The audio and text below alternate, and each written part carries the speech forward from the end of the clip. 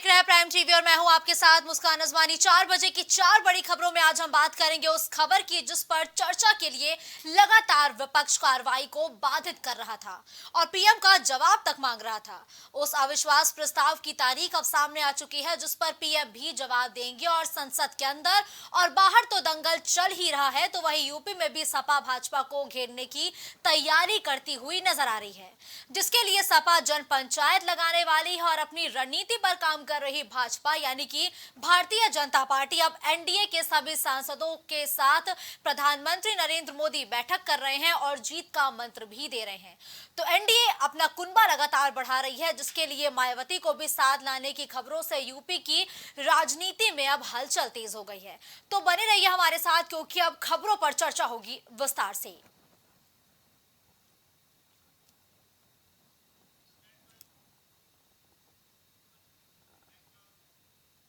तो विपक्ष के अविश्वास प्रस्ताव पर अगले हफ्ते 8 अगस्त को प्रश्नकाल के बाद चर्चा शुरू होगी।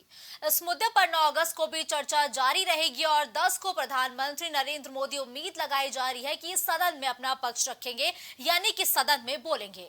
बीते दिनों मणिपुर के मुद्दे पर विपक्ष सरकार के खिलाफ अविश्वास प्रस्ताव लेकर आया था, जिसको लोकसभा अध्यक्ष ओम बिरला ने मंजूरी दे दी थी।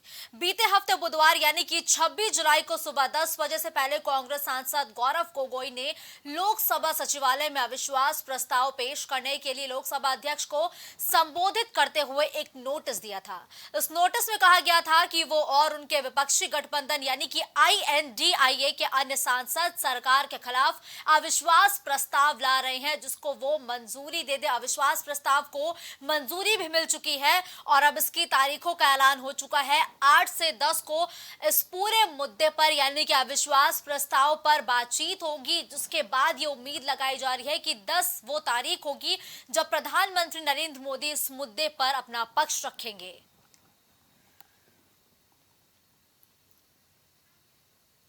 तो देखिए 8 से 10 अगस्त के बीच अविश्वास प्रस्ताव पर चर्चा होनी है। दरअसल विपक्षी दल यानी कि आईएनडीआईए मिलकर इस पूरे मुद्दे पर हंगामा करता हुआ नजर आ रहा है।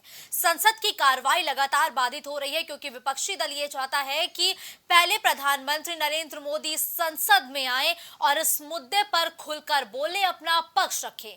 वहीं इस दौरान अब अविश्वास प्रस्ताव जो विपक्षी दलों द्वारा लाया गया था उस पर चर्चा होनी है और इसकी तारीख भी तय हो चुकी है।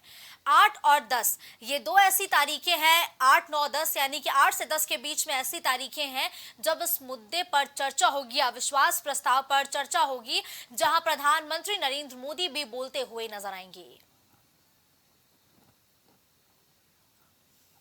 तो देखिए आज भी संसद का सत्र हंगामेदार रहा। विपक्षी दल हंगामा करते हुए नजर आए, जिसके बाद लोकसभा की कार्रवाई को स्थगित कर दिया गया। तो वहीं अब जो अविश्वास प्रस्ताव है जो विपक्षी दलों द्वारा लाया गया है उस पर चर्चा होनी है। 8, 9 और 10 की वो तारीख होगी जब इस मुद्दे पर चर्चा होगी, जहां प्रधानमंत्री नरेंद्र मोदी भी इस मुद्दे पर खुलकर अपना पक्ष, अपनी बातों को रखते हुए सदन में नजर आएंगे। इस खबर पर ज्यादा जानकारी के लिए गौरव हमारे साथ जुड़ गए हैं।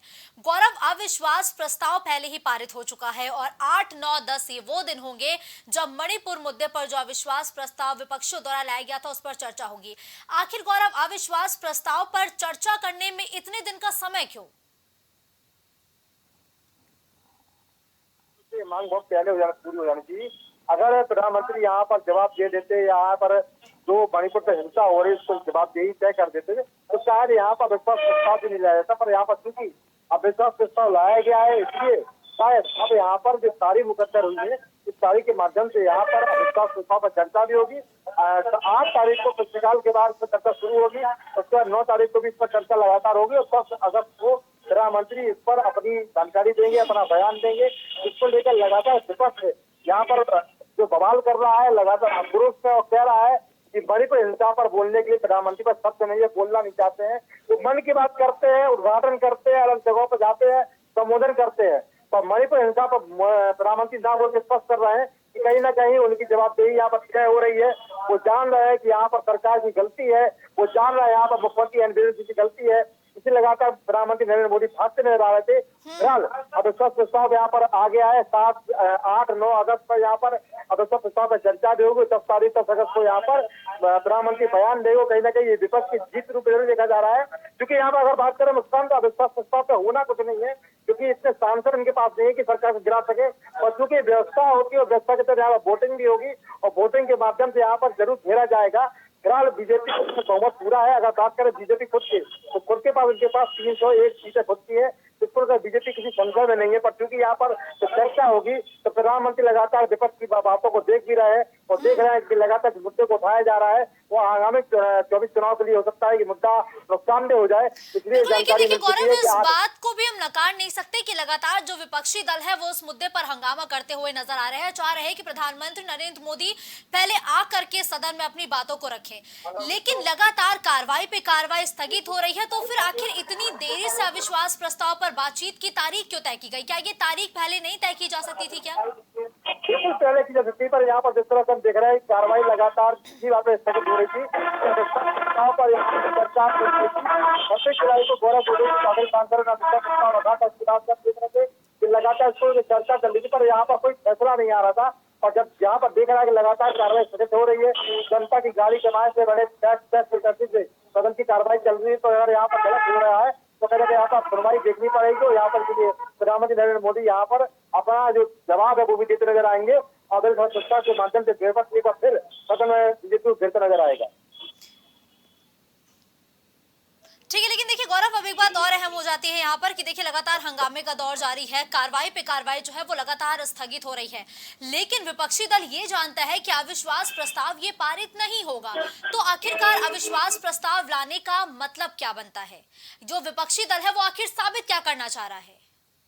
अविश्वास प्रस्ताव के माध्यम से मुस्कान यादव प्रधानमंत्री को बुलवाना चाहते हैं और जहाँ पर कुछ नहीं है। विपक्ष स्वयं जानता है कि 142 सांसद इनके पास है। अगर केसीआर के 10 सांसद जोड़ेंगे तो कुल मिला के 152 सांसद यहाँ पर होंगे। अगर देखा जाए तो कांग्रेस में सबसे ज्यादा 50 सांसद यहाँ पर है। तो यहाँ पर अविश्वास प्रस्ताव कुछ होना नहीं है। बीजेपी 303 सीटों के साथ यहाँ पर मजबूत गठबंधन की तरफ मौजूद सरकार मौजूद है, उसके पास 301 सीटें हैं। तो यहाँ पर अविश्वास प्रस्ताव के लिए कुछ होना नहीं है कि 272 का जादू आंकड़ा है वो बीजेपी बड़ी आसानी से प्राप्त कर सकती है। और चूंकि यहाँ विपक्ष को एक मुद्दा मिल गया मणिपुर को लेकर और अविश्वास प्रस्ताव लेकर यहाँ पर एक प्रकार से केवल खाना पूर्ति होने वाली है। और केवल खाना पूर्ति यहाँ पर विपक्ष पहले हो चुका है कि केवल अविश्वास प्रस्ताव लाने का उनका केवल एक उद्देश्य है, प्रधानमंत्री मणिपुर जो हिंसा है उसका जवाब दें। ठीक है, धन्यवाद गौरव इस खबर पर हमारे साथ जुड़ने के लिए।